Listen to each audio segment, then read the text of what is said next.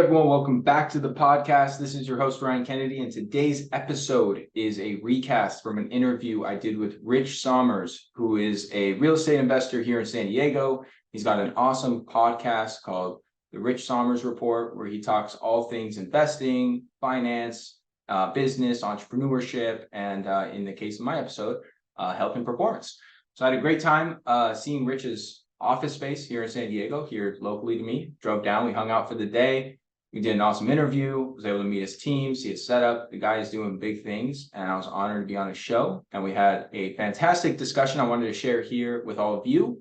So I think it could bring you some really valuable insights on how you could apply a lot of the different health and wellness strategies I implement with patients in my practice into your own lives. So with that intro, hope you enjoy the show. I encourage you to check out Rich's podcast for other good episodes just like this one, and I'll put the link in the show notes where you could find that.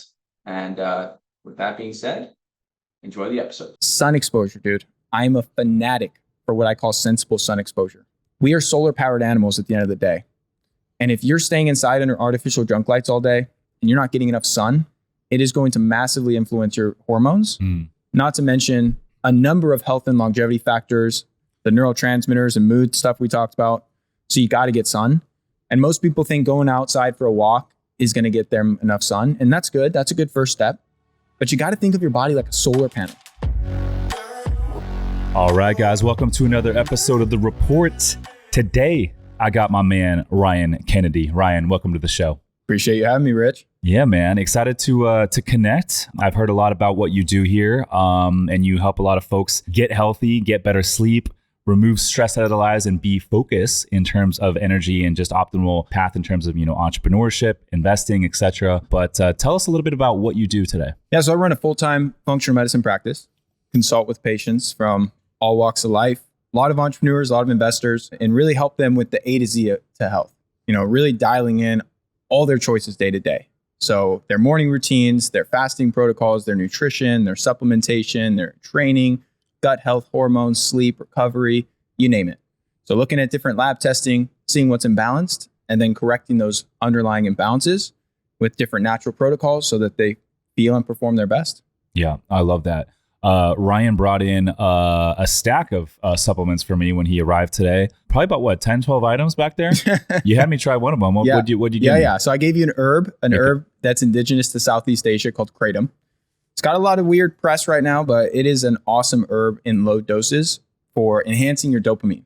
So really using it as a nootropic, something that's going to optimize your cognitive function, improve your energy levels, kind of like a cup of coffee without the stimulants. Mm-hmm. It's absolutely awesome, Rich. And all those vitamins, dude, once you start taking those, people on the listen in here are gonna be like, what the hell happened to Rich, man? This guy is totally on it. Yeah, I'll have to let you guys know when it kicks in. I took it about, 10 minutes ago? Yeah. Probably another 20 minutes or so. What would the side effects be? Side effects in terms of the benefits or downsides? Yeah. So no real side effects in terms of issues. The benefits you're going to experience is you're just going to feel this upregulation in your mood and feel this little rush of euphoria. And be like, I don't know if this is the herbs or just talking to Ryan, but I feel damn good. And then you're going to get a nice rush of just focus and verbal fluency and just feel overall like your brain is firing on all cylinders. Yeah, I love that. Well, so tell me a little bit about, stress, because I know as an entrepreneur, it's hard to shut it off, right? Yeah. I know when I go home from the office, it could be late at night.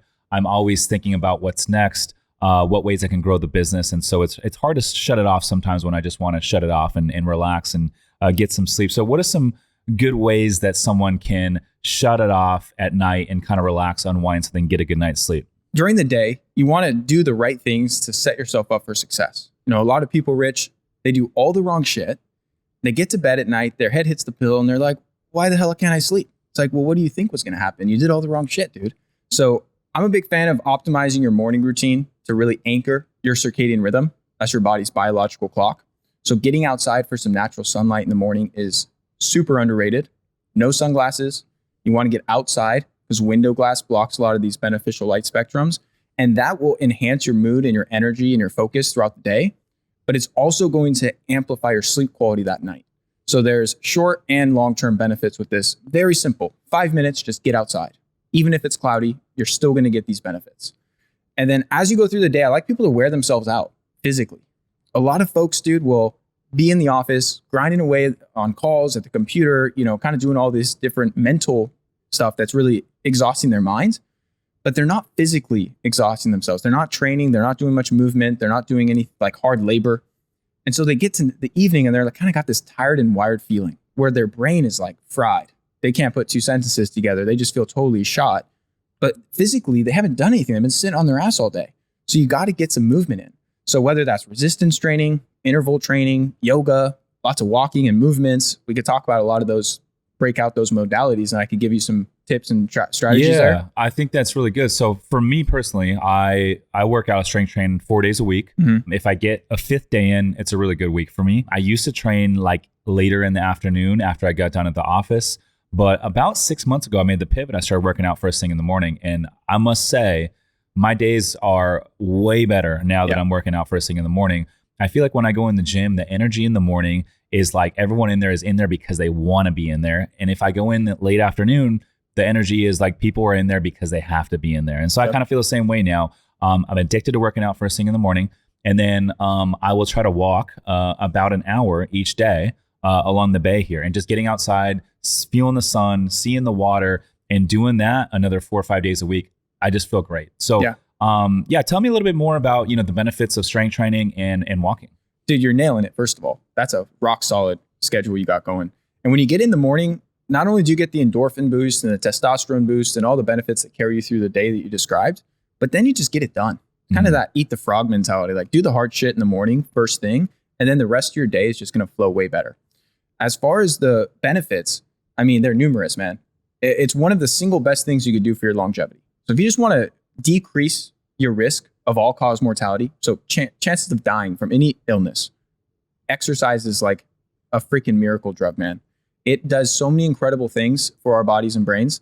And most people know like, oh, you got to exercise, but they don't quite fully comprehend the scope of benefits to your physical health. Then what's even more profound is the benefits to your mental health. So when we contract muscle tissue, it actually releases these signaling compounds that are antidepressant in nature. They're these happy molecules that go to our brain and alleviate depression, help with anxiety. It helps with stress management. It helps with a tremendous amount of common mental challenges people struggle with. I mean, depression, dude, is the leading cause of disability worldwide. Over 350 million people suffer from depression. And anyone that's felt depressed in their life knows it's awful. It's absolutely awful. And what's the leading cause of depression? That's hard to answer because there's, I mean, in one way you could look at this, I would say it's chemical imbalances, right? Mm-hmm. Your neurotransmitter imbalances are leading to that depression. But what's causing those chemical imbalances varies based on the person. For one guy, it might be gut imbalances. Imbalances in your microbiome because 90% of our neurotransmitters, like serotonin, are synthesized in the gut. So if your bacteria and yeast and fungi and different organisms in your microbiome are out of balance, it's going to inhibit the neurotransmitter production and decrease your brain's ability to feel good. The other component could be from a lack of movement, too much time inside, not getting enough outdoor sunshine. That is huge because that's massive for your serotonin production. Other people could have genetic predispositions. I truly believe that no one is a victim of their genetics. And with the right inputs and the right changes, you could reverse these predispositions. Mm-hmm. There's a lot of things you can kind of break down. If your sleep is trash, that's going to really cause a lot of issues with your mood and your mental function.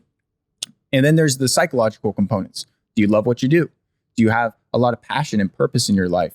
Do you wake up and seize the day and go make love in the world and do something that you can look back on and say, man, freaking love, the way I spend my time every day. A lot of people feel the opposite of that, Rich. Yeah. And that's going to, lead to some level of depression oftentimes. If you just hate your job, in a dysfunctional relationship, not doing the right things for yourself mentally, as far as a spiritual practice, you don't have a belief in any higher power. You don't have any true kind of what the Japanese would call ikigai, this life purpose, this life path that can lead to depression. So there's a lot of components, dude. But the way I help people, I'm not a psychologist, I'm a naturopath.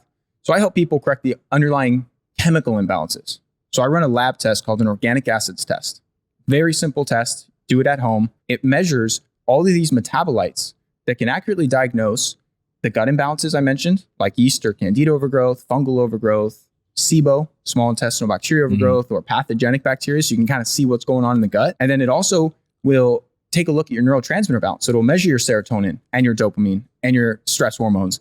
It'll look at your vitamin levels, your amino acid levels, your mitochondria, a whole bunch of these different systems in the body that are hard to assess via blood work. So it's a fantastic test. And I'll see, hey, this person has these gut imbalances. They have low serotonin. They might have low dopamine. No wonder they don't want to get out of bed every day. No wonder they're dragging ass. No wonder they need 5 cups of coffee to get going in the morning. That is really because of these chemical imbalances that we can easily correct. I do it every day in my practice. So I help people, just like yourself, high performers, figure out what I need to do. What probiotics should I take to rebalance my gut? What herbs or enzymes do I need to kill off any overgrowths? What should I change about my nutrition to help restore balance in my body? And then what can I do as far as amino acids and precursors to support my dopamine, to support my serotonin, to feel freaking awesome? Because at the end of the day, dude, a lot of people talk about longevity, wanting to live a long life, but that's only really part of the discussion if you feel good. If you're depressed and anxious and stressed out and you're not happy, they don't really care how long you live because you're not very stoked on life. But the people who are stoked on life, like they want to get a lot out. So step one is improve your quality of life. Because dude, we all want to feel good. That's numero uno. Yeah, for me, happiness stems from growth and progress. So the more I grow, the more I progress through life, the happier I am. And there's been points in my life to where I was stuck and I didn't feel like I was growing or progressing. And I would say those weren't the happiest moments in my life. And looking back, I didn't realize it at the time, but now I do. And I think a lot of that stems from I wasn't growing. But to your point, you got to be in a good mental state of mind in order to grow. Yeah. Right. Yep. That's right. And to your point too, those steps that you took to grow and evolve are triggering neurochemical pathways. So you're enhancing your dopamine when you make a deal or you advance in your business or you make some sort of progress in your personal life. That is having a chemical effect. Even though you're not ingesting anything, you may have not changed your diet, you may have not taken any, herbs or amino acids that day. You just achieved something in your life that's having a very positive effect on your neurotransmitters. So it's a very complex thing to unpack, but for people listening that want to just feel better, you got to do the fundamentals. You got to focus on the basics because that's what's going to drive the most change. So how did you meet Brandon Turner? You mentioned that you work with Brandon Turner, used to be the host of the Bigger Pockets podcast. How did that relationship come to fruition? I work with a lot of guys in a mastermind called Go Abundance. Okay. You may have heard of it. Yeah. I became a member this year myself, and I started working with a couple guys in that mastermind who were getting great results. Came to me with, wanting to increase libido, improve their testosterone, have more energy, just, feel better, higher level of vitality. So I put them on the right protocols. We got the right changes made. They started crushing it. They just started feeling off the charts good, Rich. And so word started to spread in this mastermind. I started working with a couple dozen, 30, 40, 50 guys in this mastermind as kind of the go-to natural health guy. And one of the guys in this mastermind is Brandon Turner's best friend and business partner, a guy named Ryan Murdoch, who started Open Door Capital with him. And Ryan Murdoch came to me and we started working together, him and his wife. We got them totally optimized, and Brandon, they're next door neighbors. Brandon saw what the hell are you doing? And so he told him, I'm working with this guy, Ryan Kennedy, and it's going well. Here's what he's doing. And, went to Brandon's Maui conference earlier this year, and we connected more there. Then him and his wife signed up at that point. So it was really just a combination of referrals. That's really how I've grown my practice and my business is all just organic, doing good work, getting, people great results. And then they tell other people dude, and people see it, right? They ask you if you lose 20 pounds and you look absolutely great and you're just glowing and you have this different sense of energy around you, people pick up on that. Yeah. I want some of whatever this guy's doing. What's the number one reason that most people come to see you? I don't know if there's the number one. Energy is a big one. Energy is the currency of life. So if you don't have good energy levels, it's going to carry over and impact literally every aspect of your life. Your relationships, your business, your personal life, your professional life, everything is impacted if you feel fatigued every day. That's a big one that I think a lot of people come to me, not as the sole reason, Rich, but as one of the things they're seeking to improve. Another one is body comp. We want to look good. Mm-hmm. And whoever tells you that's just vanity doesn't know what the hell they're talking about. When you look good, you feel good. And there's nothing vain about wanting to feel confident in your own skin and be able to be proud of the physique that you have and the body that you've built. It's very admirable. You can't buy that. You have to earn it. And so a lot of people respect that. So body comp's a big one. Testosterone and hormone balance. I work with men and women. Men come to me with low testosterone, so I help them optimize that. Women oftentimes come to me with other hormone imbalances, whether it's low progesterone or estrogen dominance or a number of other things. Mhm. So it's hard to unpack, dude, because I work with everyone from guys like yourself who are just like, Ryan, I want to get totally optimized. Like I feel great, but I want to feel even greater. All the way to the other end of the spectrum with stage 4 cancer patients and people with neurological issues and heart disease and dementia and all sorts of other problems that are really serious illnesses. And I help them to reverse those issues utilizing the natural protocols that, I implement in my practice. Yeah, I love that. So tell me a little bit about low testosterone and kind of how it affects men as they get into their 30s, 40s, and 50s. If you are a busy professional and don't have time to invest in real estate, but still want to participate in the passive income and tax benefits, my team, Summers Capital, is buying a lot of boutique hotels right now. We source the deals, we renovate the properties, and we even do all the day-to-day management, making it truly hands-off for our investors. If you want to learn more to see if we can help you, go to summerscapital.com/invest to book a call with our team. Again, that's summerscapital.com/invest. Now back to the show. It is overwhelmingly common, Rich. I mean, it's a freaking epidemic, dude. The number of guys, as far as percentage goes, that have low testosterone today is overwhelming. And there's a lot of reasons you could attribute to that. But to answer your question, it makes you feel like shit. It makes you have that fatigue. You don't have that drive for life. You just don't have that get up and go, like you want to just get after it and go slay some dragons and go accomplish things. You don't have that drive. And then it also will decrease your libido and your sex drive, which is not good if you're in a relationship. Whether you're in a relationship or not, you want to have good sex drive. It will have negative impacts to your body composition. So it's very difficult to build muscle and burn fat if your testosterone is not optimized. And a million other things, dude. It can cause depression and mental health issues. It can lead to a number of other issues around your focus and your mental clarity. So when you take someone with low testosterone and 3x their levels, utilizing natural approaches. I don't use any drugs in my practice. It's not the way I run my scope of practice. And I'm not a licensed medical doctor. I'm a naturopath. But when you do that to someone, it is mind-blowing how their life transforms, how much better they feel every day. What are some natural ways to increase one's testosterone? First place to start, sleep. If you're not sleeping at least 7 hours and getting good quality rest, your testosterone will tank. No doubt about it. So anyone you see who's hard charging, sleeping 4 or 5 hours a night, they're either on TRT or it's only a matter of time before they burn out and their testosterone just catches up to them. And a lot of people are just masking it with stimulants and caffeine and other things. So sleep is huge. Any type of resistance training and interval training is fantastic. Sun exposure, dude. I'm a fanatic for what I call sensible sun exposure. We are solar powered animals at the end of the day. And if you're staying inside under artificial junk lights all day and you're not getting enough sun, it is going to massively influence your hormones, not to mention a number of health and longevity factors, the neurotransmitters and mood stuff we talked about. So you got to get sun. And most people think going outside for a walk is going to get them enough sun. And that's good. That's a good first step. But you got to think of your body like a solar panel. So if you're wearing pants and a t-shirt and a hat, like you're not getting a lot of benefits from the sun. You're getting some just in through your eyes and on your, your arms and stuff. But I lay out naked in my backyard every day. Every day around solar noon, which is between 11 a.m. and 2 p.m., I lay out butt ass naked in my backyard and get full sun. And the hidden benefit there, Rich, is I get thank you cards from my neighbors all the time. They love me for it. And I also am optimizing the vitamin D synthesis, the hormone balancing, because the more surface area you have exposed, the better.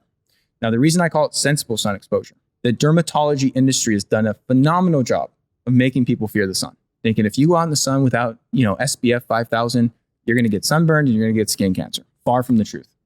Now, I will say it's not sensible to go to the beach and spend 4 hours in the sun after you haven't been out all winter and you got pale ass skin. I see, you see the old men or ladies that are like in their 50s and they've just done nothing but lay out at the beach their entire life and their skin looks like leather. Yeah. And so I think there is something to be said about for sure overdoing it. Would you agree? I would 100% agree. That's why you want to be sensible about it. When I lay out, I don't lay out for 5 hours. I lay out for 10 minutes on each side. That's all you need to optimize these benefits. Once you start to go past a certain threshold, it does create excessive oxidative damage to your skin. It does create a lot of free radicals. It does create a lot of, radiation, that near infrared light. Whether you're wearing sunscreen or not, it's going to damage your skin if you're spending way too much time out in the sun. That's a fact. But if you go out for 20 minutes without any sunscreen, because sunscreen blocks a lot of the benefits I'm talking about, and you don't get burned, you don't overdo it, but you do that on a daily basis, the benefits you'll get to your health and your quality of life are profound. Can I get these same benefits from just, let's say, going on a 1 hour walk during sunlight hours, but not necessarily laying out? If you took your shirt off, you would. Okay. Yeah. You gotta rep some skin. Yeah. The thing is, you also have to consider the time of year, your proximity to the equator. There's a lot of other factors that determine the intensity of the sun. You're going to get a lot of the hormone balancing benefits even outside of solar noon, but you won't synthesize much vitamin D. And a lot of guys have low vitamin D, which is a very critical component to testosterone synthesis. So if you don't have enough of the steroid vitamin, low D leads to low T. That's right. That's right. And so that's a huge one as well. Okay. Yeah. You got to optimize your nutrition. That's another thing that influences your skin's tolerance to the sun is how you're eating. But when it comes to the other nutrients, if you're low in boron, if you're low in vitamin D3, if you're low in magnesium, if you're low in a number of other micronutrients, it's going to impair your body's testosterone production. So you got to make sure you're replenishing any nutrient deficiencies of things you're not getting through your diet. And then there's certain herbs I found really effective that I'll use via supplementation to help optimize testosterone. I could send you a formula for you to, if you're looking to optimize. I don't know where your levels are, but it incorporates different adaptogens, different things like epimedium and red ginseng, things that are really helpful to enhance that testosterone production. Other herbs that I'm a big fan of would be Tongat Ali, probably 10 or 12 that have been pretty well studied to help with testosterone.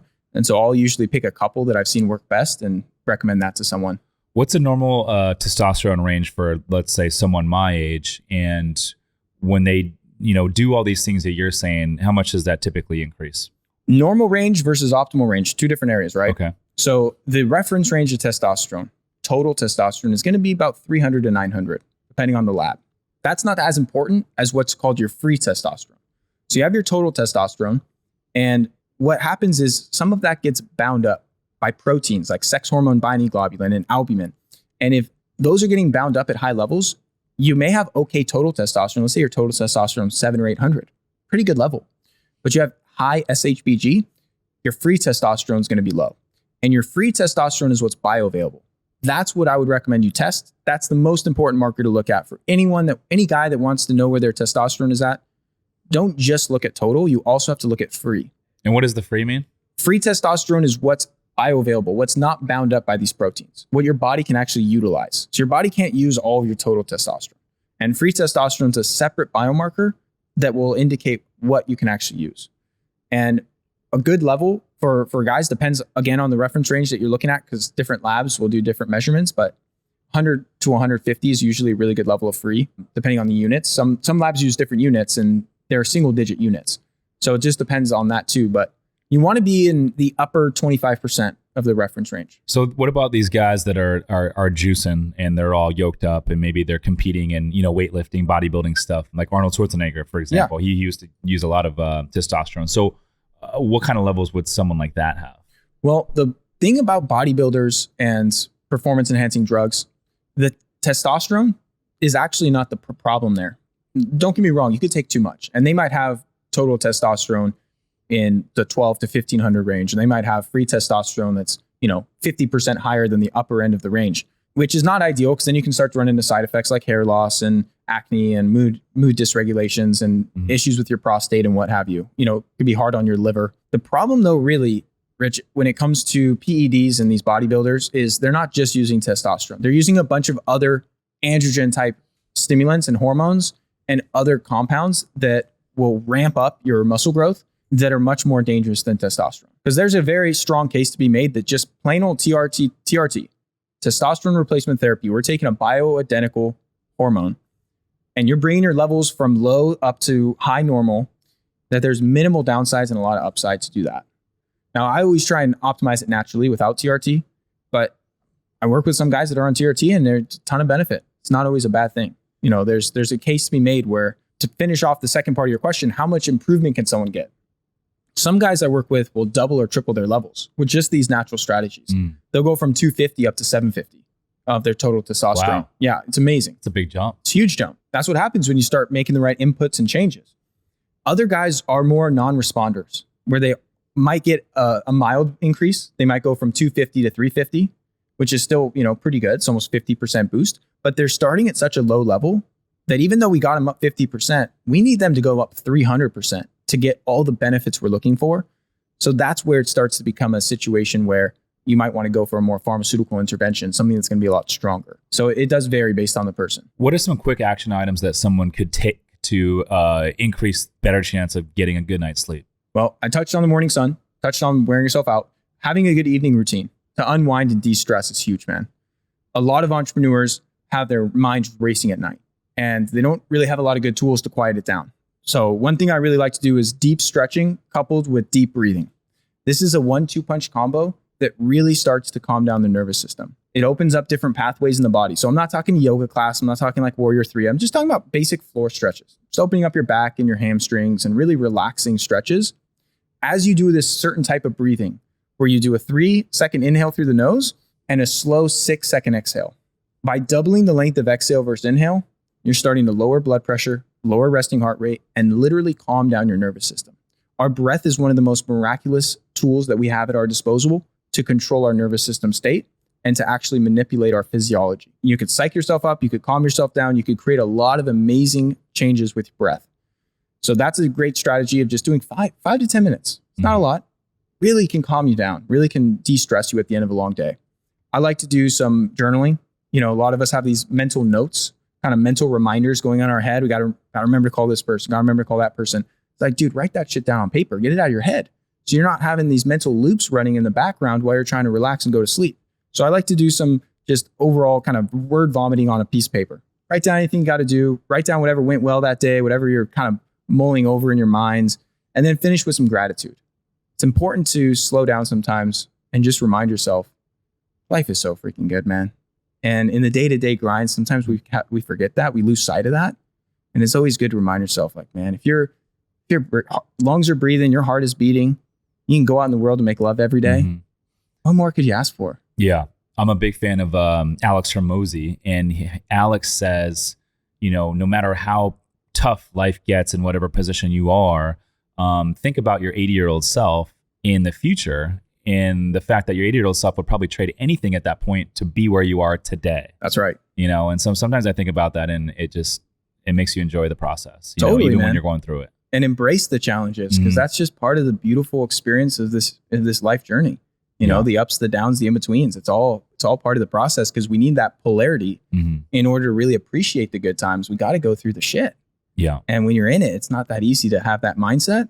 But if you can cultivate that perspective, it makes it so much more, easy to work through that stuff, whatever it is that someone has going on. So that's huge. And then just being mindful of what you feed your brain at night. A lot of people are scrolling on their phones at night. They're watching TikTok videos and stupid cat videos and whatever the hell. Try and watch something that's not triggering. A lot of people will be watching political crap and they're like getting all worked up and fired up at night, like right before bed. It's like, dude, I understand that's frustrating, but not before bed. Watch, if you're going to engage in some type of entertainment, read a book, do something that's going to chill you out, not get you all riled up. Yeah, that's a good one. I keep my cell phone charger out, like sometimes in the kitchen or the bathroom, and I just plug my phone in, set the alarm, and then I'll unwind. And then when I would get up, sometimes I won't even look at my phone, and I'll just kind of get the day going. Yeah. Before I open up, because once you open it up, it's like next thing you know, 20 minutes goes by like that, right? Unleash Emails, the floodgates texts, and all that crap.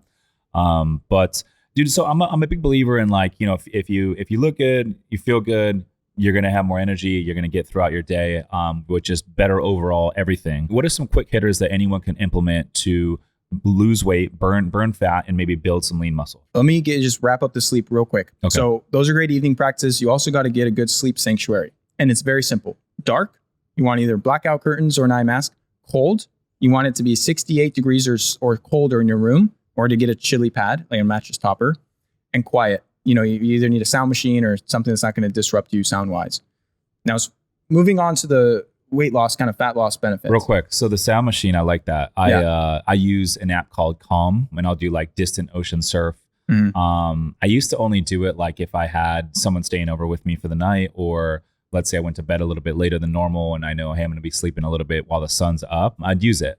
And then I live down here where there's trains and planes and all that sort of thing. But now I'm using it a lot more, and I'm realizing my sleep is actually better because of it. Is this a proven thing that if you have some sort of white noise going on in the background, you're going to sleep better? It can definitely help. Yeah, there's great studies backing up the benefits. And there's also pink noise and other types of sound frequencies that you can use, whether it's via app on your phone, whether it's an actual like white noise machine that I have. One thing I do with the phone, man, is I put it on airplane mode. I have my Wi-Fi on a cycle timer, so it shuts off at night automatically. I'm not a fan of the wireless transmissions, the electromagnetic frequencies that these devices emit. Now, listen, I run an online business. I use a phone. I'm not living under a rock in the middle of the forest. But I also see that I don't need these things emitting signals while I'm sleeping and trying to give my body the optimal healing and recovery, environment. So that's another thing that kind of goes hand in hand that you could easily do is just in addition to setting your phone aside on, in another room, put that shit on airplane mode. Don't let it have it, be emitting all these wireless frequencies. So what you're saying, those wireless frequencies, even if your phone is 20 feet away, is going to interrupt your sleep? Not interrupt your sleep, but it will impact your body. Really? How so? So this is a controversial one, but there's some really good research showing that these non-native EMFs, this non-ionizing radiation that's emitted from these Bluetooth and wireless devices is really disruptive to our cell function and can actually alter the different gradients of transfer different minerals in and out of the cell. So we have this sodium potassium gradient, and it can influence the calcium influx into the cell and create some cellular inflammation. So that's a very complicated way of saying, I'm not going to sit here today and say, Rich, I am 1000% sure your cell phone is killing you. I don't know that much. What I'm going to say is I am not convinced it's safe, and I'm not convinced that it's harmless. Now, we don't have any long-term data. Cell phones haven't been around for 100 years. So we don't know, but we do know the rates of brain cancers and tumors at the site that people hold their phones are skyrocketing. We know that people that, work occupations where they're surrounded by these like antenna wires and 5G towers are having a lot of health issues. I've worked with a lot of patients that have what's called EMF sensitivity, where they actually get headaches and migraines and all sorts of symptoms if they're near a cell phone for too long. To your point, distance is your friend. Having your phone pushed up against your head versus having it 20 feet away, massively different. Now, just because it's 20 feet away doesn't mean it's not impacting you at all. Your cell phone can go far away. So it's magnitudes less harmful to have it further distance, but it's not like it's completely off. Is there anything to be said about people that, always have let's say guys have their cell phone in their pocket, or a lot of women will set their cell phone right here in their bra sometimes. Is there any like crazy impacts of that over long periods of time? Hey guys, real quick, the only way this podcast grows is if you guys share it and review the show. So if you do find value, if you could take 2 seconds and drop a 5-star on Spotify or Apple Podcasts, it would mean the world to me. But more importantly, it will help us reach new audiences and help more people build wealth through real estate investing. Yeah, what the research has shown is that for guys that wear it in their pocket, they'll have lower bone density on the leg where they keep their cell phone. And there's also an increase in tumors on the areas on the brain where you talk on the phone and on areas where you keep your phone. Interesting. There's a lot of, this is still in its infancy, right? We're living an experiment right now. We don't know the effects of this. Our grandparents, our parents, they didn't have access to these devices until maybe early to mid 2000s when they became really widely used by the public. Before that, we had hardwired everything, hardwired cable, hardwired landlines. And before that, we didn't have anything, for most of human history. So I'm just not convinced that it's entirely safe. And I like to hedge my bets. And so I'll still use a cell phone. I'll still use, the internet. I'm going to function as a human but I'm going to be smart about it. I'm going to turn it off at night when I don't need it. And I put it on like a Christmas cycle timer, like what you see for like Christmas trees and shit. And so at 11 p.m. at night, my Wi-Fi shuts off, doesn't come back on until 5 a.m. the next day. And that's also a good reminder. So if you're staying up too late watching TV, your Wi-Fi goes out, what a good reminder to go to sleep, So that's just something that I do. Is it going to like disrupt your sleep where you can't sleep through it? Not for most people. Most people are not going to feel it. They're not going to notice it. But I track a lot of people's sleep data using an Oura ring, using Whoop straps. I look at their sleep quality, Rich. So their REM sleep, their deep sleep, their light sleep. And I do testing with them. And I see, hey, when you sleep with your phone by your bed versus turning it off and putting it on airplane mode, what happens to your sleep quality? When you turn off the Wi-Fi in your bedroom, what does it do to your sleep quality? And so I could see objective data points. And this is just in my private practice. I don't have thousands of case studies and studies to back this up, but I've seen a meaningful impact. Yeah. What did you give me before the show, by the way? What's the name of it? Kratom. So it kicked in. I feel definitely more relaxed. Oh, interesting. Yeah, I feel in a very like relaxed state of mind. Interesting. Yeah. Yeah. So it's an interesting plant because in low dosages, it's more of an upper. In higher dosages, it's more of a sedative. It'll relax you. It'll chill you out. Okay. Maybe I gave you a little too much. Yeah. So interesting stuff there with, the sleep. I agree with a lot of those things. For me, I'm like, I need it to be cold. Yeah. The sleep, the white noise is very beneficial. Not having the cell phone, not having distractions is huge. And then kind of shutting it down earlier. Yeah.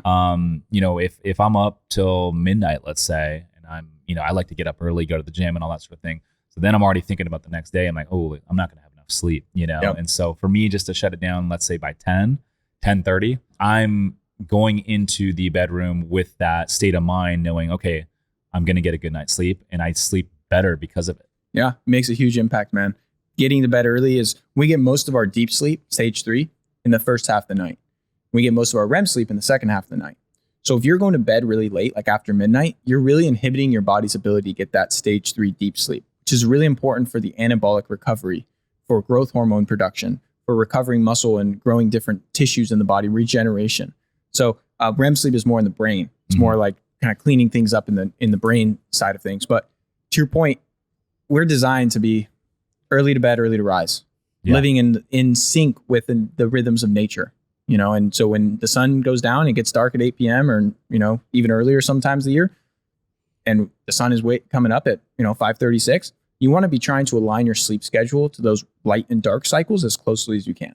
What are your thoughts with the COVID vaccine and all that stuff now that we're a couple years removed? Yeah. There was a lot of noise. There was a lot of bullying going on and scrutiny behind the vaccine when it rolled out. There was a lot of controversy. I have my own personal opinions. But now that it's been a couple years, I feel like a lot of the noise and hoopla has kind of died off behind this COVID vaccine. So, with everything that you're doing, I'm curious, like what was your stance the entire time and what's your biggest takeaway now? My stance has always been people deserve freedom when it comes to their health. I believe first and foremost, you should have the right to do whatever the hell you want. And so whether or not you wanted to get the vaccine or you thought it was terrible and an experimental, chemical concoction you don't want to be injecting into your body, that's your right to have your belief system, to do your own due diligence and make your own informed decision. So I've never come out and said it's good, it's bad, it's, because I do have my own personal opinions. I'll say I didn't take it. But it's not my place to look down on other people who did or to look down on other people who didn't, right? It's just like, do whatever the fuck you want, man. Now, what really upset me is a lot of the mandates and the government intervention of trying to remove our American freedoms and breaking constitutional laws in order to try and pressure people into doing this. And, people lost their jobs, people couldn't travel, people couldn't see their loved ones. It was really disgusting. And put a bad taste in my mouth just to see the deterioration of our American freedoms right in front of our eyes, man. So I wasn't that cool with that. And now that we've had some research come out, overwhelmingly clear, you can't really argue with the facts. It hasn't been effective in stopping transmission, which was the whole reason they're trying to peer pressure everyone into doing it.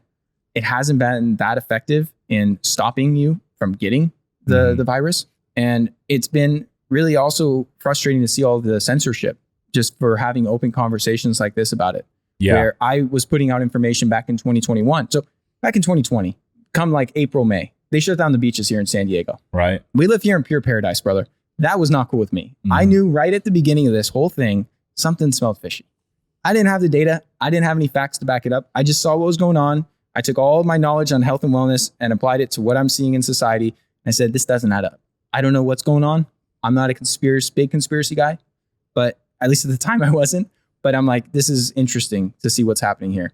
By 2021, I was pretty confident in my stance that whether you believe in it, not believe in it, whatever, theories you have, you would benefit from taking some immune support vitamins, from having some things in your arsenal like ozone and hydrogen peroxide and different things that you could use for a nebulizer that are really going to kill off viral illnesses. COVID aside, this just goes for any flu, any cold, any type of illness. Like this is going to be very beneficial to you. So I started talking about it on social media. And I don't have a huge audience, but I had, 40 or 45,000 followers on Instagram. And, what do you know? My Instagram account gets wiped out, just completely deleted. No message from them. No like, hey, this is why we did this. Just, it's gone. Now, that was a little bit frustrating to me because I'd worked for years before that to build up that audience all organically. And it wasn't a bunch of bots, it was real people. Yeah. And so I was just like, the social media platforms are filtering what is put out there. That's Something right. similar happened to me, not during COVID, but in the last year, I put out a piece of content. I remixed a piece that Dana White did, and he was speaking about, how post-COVID, COVID has created a lot of these folks that don't want to go back to the office. They don't want to put in the work, and it's created a lot of lazy people. Oh yeah. And so I did a remix of this, and literally 2 hours after I posted it, it was doing really well. It was deleted, and they took down my account, and they put me on a shadow ban literally for like a week and a half, to where any content I put out, it was like not being pushed out to the audience. It was crazy because it had the keywords in there. Yeah, that's it, man. And I've gotten red flags on my YouTube channel, just having, podcast interviews, not even talking about the vaccine, not even talking about COVID, just saying, hey, these are some things that really help with your immune system. These are some things that are going to keep you and your family healthy. That's it. Natural stuff, no drugs, no pharmaceuticals, no nonsense. And, they got massively negatively impacted by that. And then luckily I was able to recover the account because one of my patients knew someone that worked at Facebook. So I kind of had an in. Mm-hmm.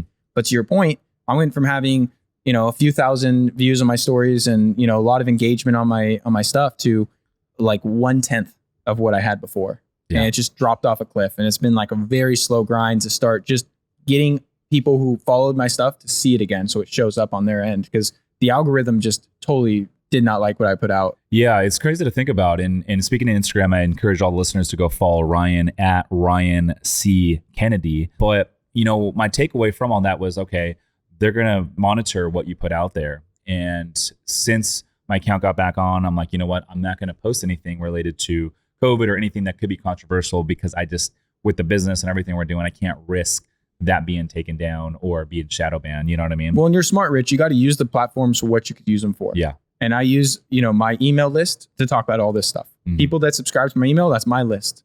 I can talk about any of these topics without worrying about, someone shutting down my stuff. But on YouTube, on Instagram, on Facebook, you got to play by their rules. It's their platforms. You got to play by their rules. You're exactly right. But yeah, man, I think your take is very similar to mine. My whole take was when they rolled the vaccine out, and I did not get vaccinated. When they rolled it out, I believe it was like middle of 21, they were pushing on a lot of people to take it. At that time, I had already had COVID, and I had already, recovered from it, and my body reacted fine to it. And I just felt like for someone of my age, relatively healthy, relatively fit, the risk of me getting COVID again and actually dying from it was very, very little. Yep. Actually, as a matter of fact, it was not even a risk in my mind. Not at all. And I felt like the risk of the one-off chance that maybe this vaccine that hasn't been tested, hasn't been around for very long, the risk of taking that was a higher risk than me actually getting COVID again and dying. Yeah. And so I decided not to take it. And, I was, at the time, I had just left my full-time career with the federal government. I was an air traffic controller for 11 years. And unfortunately, they were mandating all those folks to take it. I had just left. And I was doing real estate investing full-time. But I remember there was a lot of bullying, a lot of scrutiny. There was a lot of hoopla on the news. People were shunning others for not taking the vaccine. So my take the whole time was, look, I think it's great for the folks that want to take it. I respect their decision, but I just feel like every American should be entitled to the decision of what medicine they put in their bodies without the bullying and scrutinies of others' opinions. We see it completely eye to eye, man, 100%. And what's happening now is the whole other end of the spectrum. Is now we have a lot of people that kind of saw through some of the media propaganda and made an informed decision for themselves like you did. And now they're looking down at all the people that succumbed to the pressure and took the vaccine. And I see it in my world a lot of, the holistic and natural health world, where you get a lot of these people that are just making fun of these individuals that got vaccinated. And I don't think that's right either. I don't think that's right either. No. Put it behind you. Like, who cares what someone did? It's their personal medical information anyways. You shouldn't be asking people. It's not like I'm going to go and ask someone that I bear, even if they're a friend of mine, I'm not going to say like a detailed medical question about themselves, because that's private information. The other component here is I have worked with a lot of people, man, who've had really serious side effects, who've had neurological issues, who have had heart issues, who have had a lot of problems since they got it, within weeks of afterwards. Yeah. And I'm not going to turn them away and say, oh, you fucked up, too bad. I'm here to help. I'm here to help people no matter what choices they've made. That doesn't really determine who they are as a person. And I think that I'm just glad that now we can get some of our freedoms back. And like I, was in Bali for a month earlier this year, and there they still have some regulations, but it's loosened up a lot. there's a lot of places that now I feel like the world is returning to where this whole like vaccine card to get access to do stuff is starting to diminish, which is good. I agree, man. We're in the same spot there. So you got this book here that you brought in, Beyond Nutrition, Ultimate Cookbook for a Healthier and Higher Quality Life. Tell me a little bit about this book, man. It's half information. So there's 15 chapters of health and nutrition information, and it's half recipes, because as I was, working my practice, helping people with their food and their nutrition, I realized, Rich, there's a missing gap. And what's the gap? Understanding what's good for you and what's bad for you, which almost everyone listening to this understands. They understand ice cream's not good for them. They understand they shouldn't eat McDonald's and fast food. They understand they should get some good quality whole foods, but they don't do it.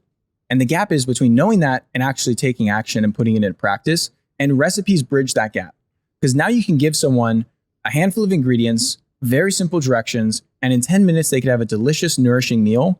Well, that's going to help them take this information that they know that, I've taught them or they've learned from other sources, and actually put into practice and make something that they could eat and enjoy with their families and be able to apply the nutrition information. So that's why I made it into a recipe book, because I found that's really a good way to bridge that.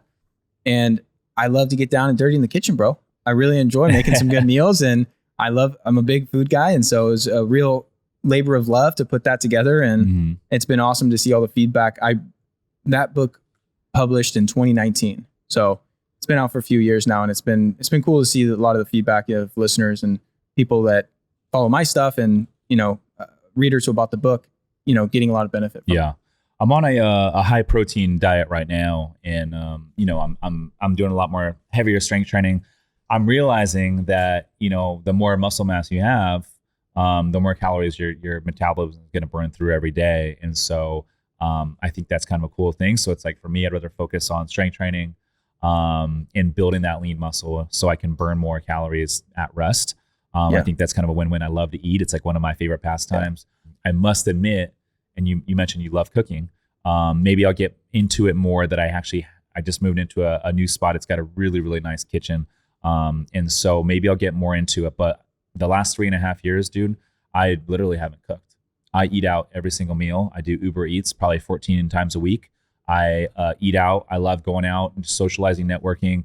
It's one of my favorite pastimes. And from a networking perspective, it makes sense. But from the Uber Eats perspective, I would love to see maybe some sort of book to where there's all these healthy options if you're going to do the Uber Eats, because I'm trying to find more and more of them. I have 4 or 5 that I really like that are healthier options on Uber Eats, because obviously if you eat it 14 times a week, it can't be McDonald's or you can't be Chipotle indulging every all time, the time. right? Exactly.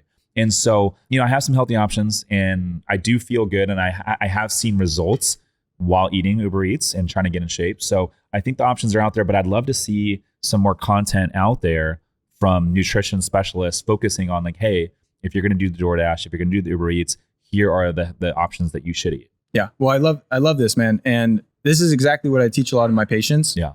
And there is like an eating out guide in that book of like what to steer clear of, what to go for, how to navigate restaurant menus, and how to really, go out to eat and keep it pretty healthy. But cooking is not your zone of genius. It's not the highest and best use of your time. Right. And so if you don't genuinely enjoy it, there is no reason why you should ever cook. And I feel that way about most people I work with. Like, you are someone with very high income skills with a successful business.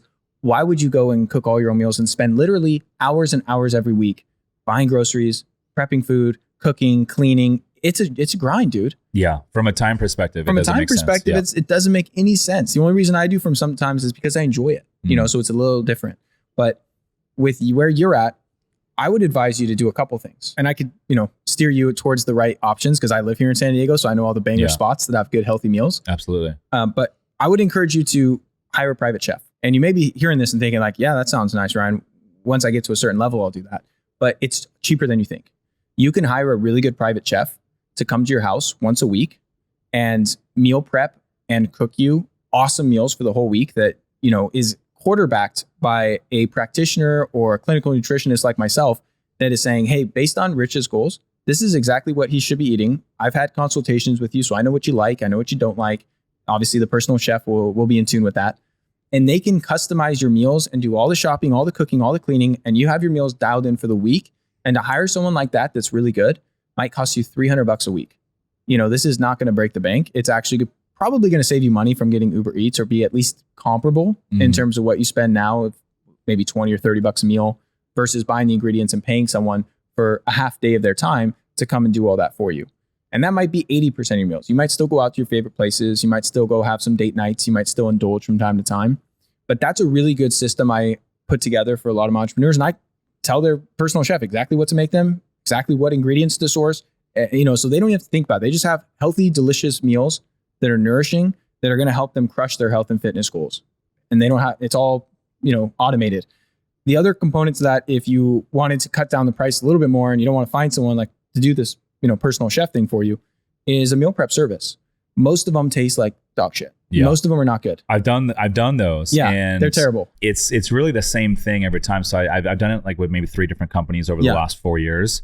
And I'll start off and it will taste good for the first couple weeks. And then it will kind of start to taste a little vanilla. And then after like 2 or 3 months, I'm like, dude, I don't even want to eat this anymore. But then it's like, they just keep coming. And then it's like the inconvenience of having to like unbox it and all that. So it's never really worked out for me. But I love the Uber Eats because I'm like, I just go on the app, I hit a couple buttons, and then next thing you know, 30 minutes later, it just shows up, right? It requires almost zero of my time. And from a money standpoint, it's really not that much more expensive than walking down the street to go pick up something, right? But I do love your idea. So maybe if the meal prep wasn't a fit for me, it was not aligned, maybe I'll look into getting the chef, maybe to come over once or twice a week to cook a couple of nice meals. I think that makes a lot of sense. It's a really good use of your resources because you can, also I'll finish off the meal prep note. I've tried probably 15 meal prep companies because I got to do R&D. I got to know what to recommend to people I work with. Some of them local, many of them nationwide. I found like 1 or 2 that are decent. That goes to show you how many of them. What are the 1 or 2 that you like? I like Cook Unity. Okay. They have some great meals. They ship nationwide. And then there's one local that I'm blanking on the name. I don't use them myself. My fiance cooks all my meals for me. The one I used the longest was called Freshly. Yeah, and, Freshly's they decent. were decent where you could kind of switch up the menu if you wanted to, but it's still like, it still doesn't feel fresh, even though the name's kind of ironic because meal prep companies, like they don't seem that fresh as compared to something like Uber Eats. What I will say with the Uber Eats thing is you got to just be mindful with restaurants because even if you're buying something healthy, quote unquote healthy, like let's say you're getting protein and veggies, very simple meal. You're just getting some like steamed, veggies with, a steak or, some filet of fish, very simple. A lot of times they're cooking in very poor quality oils. So they're using a lot of shitty inflammatory vegetable oils. They're usually using the lowest quality ingredients as they can get their hands on because a restaurant is a business and they want margins. So they're not going to be going out and buying the expensive, organic, grass-fed, wild-caught stuff that you want to be putting in your body. Now, there's a few exceptions. And if it is not advertised as organic and grass-fed and all that, you can pretty much guarantee it's not. Because if they were paying that extra money, they would be letting you know. As a consumer, they'd want you to know this is super premium quality. And there's a handful of spots in San Diego that do that, that I can tell you about after the show. A lot of them are up in Encinitas where I live. But I know a few places here in Point Loma and downtown area as well that I could steer you towards. But ultimately, at the end of the day, man, if you're making good choices, great progress doesn't require perfection. So you don't have to overthink all this. Like if you're happy with Uber Eats, it's working for you, you're, getting good macros, like you said, high protein, your calorie intake is on point, you're getting your micronutrient bases covered, I would stick with it. Once you find a system that works, the number one thing that matters is the sustainability. If you like it, you're like, I'm happy with the meals, I'm getting good results, I feel like I could stick with this long term, then you've won. Yeah. That's winning right there. Yeah, absolutely. No, I agree. And I've, looking back, I'm like, man, I haven't had the urge to do any sort of fast food or anything like that for quite some time now. Because I think once you start to get some momentum, you start to see some progress, you don't want to throw that away, And so I always feel like whenever you start something new, whether it's, a diet or fitness routine or even starting a new business, it's like you just want to get that quick win. And then once you start to see that progress, then it starts to become addicting and you don't want to let it go, Yep. Cool, my man. Well, hey, listen, dude, it's been a pleasure. When you mentioned the GoBundance, it made me realize we got connected through Matt Floyd, who's also in your GoBundance mastermind. That's it. Shout out to Matt. Shout out Matt, man. Shout out to Matt. He's one of my good friends. And yeah, I love that guy. But anyways, I appreciate you coming on, man. You're local here in Encinitas. Let's definitely stay connected. I'm definitely a fan of everything you're doing. And looking forward to seeing where you go next, man. Really appreciate it, Rich. Listeners, thanks for tuning in. We'll see you in the next one. Peace.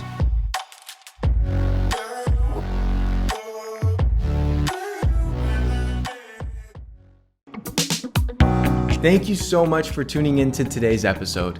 If you found it helpful, please share it along to anyone else you believe it can serve. You can submit your own question to be answered on the show by going to ryankennedyhealth.com/podcast. Be sure to subscribe and leave a review for the show. Your feedback helps to support me on my mission to positively impact as many people as possible with this information. Please note, the information depicted in this episode is purely for informational purposes only. Please consult your healthcare professional before making any changes to your lifestyle or routine.